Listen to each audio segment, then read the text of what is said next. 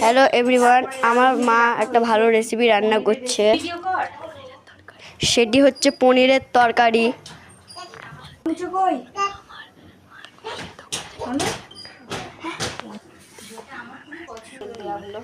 দেখুন আমার মা পনিরটা সিদ্ধ করে রেখেছে।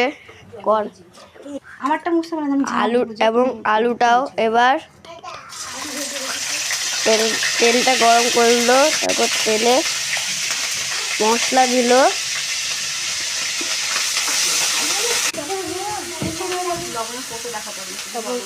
এবার লবণ দিল,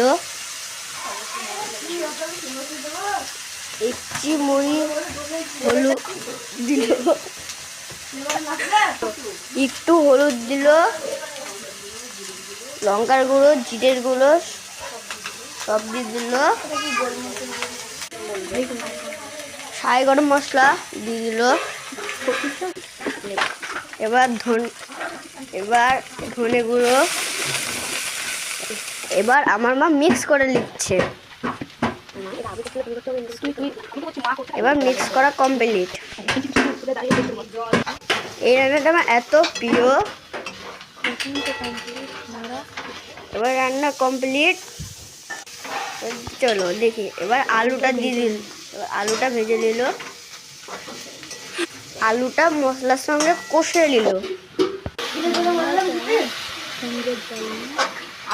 এবার পনিরের জল দিয়ে সিদ্ধ করতে দেওয়া হলো। সিদ্ধ করার পর ঢাকনাটা দিয়ে দেবে উপর জল দিয়ে।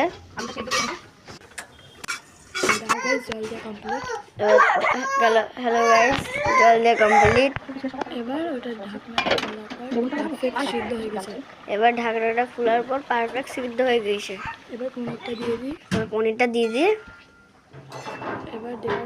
এবার দেওয়ার পর দেখো গাইস, পুরো নাড়াচাড়া করে নিচ্ছি।